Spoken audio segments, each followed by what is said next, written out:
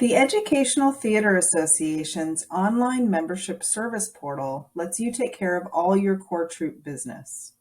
We want to make managing your International Thespian Society troupe as easy as possible, so here's a quick tip to help you use the system. Here's how to reset your account password. If you're on the schooltheater.org website, click on the My Account button in the upper right corner. Alternatively, you can go directly to myedta.schooltheater.org.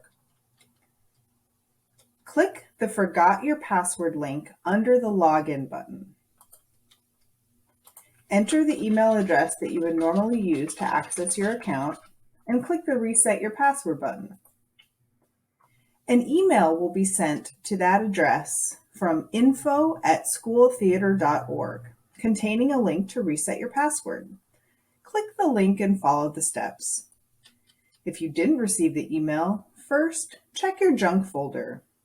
Next, you might try a different email address that might be associated with your account. If those steps fail, email members@schooltheater.org and our membership team will be happy to help you. After resetting your password, you're ready to access all the functions and features in your account. Be sure to watch the other tip videos for more help using the system.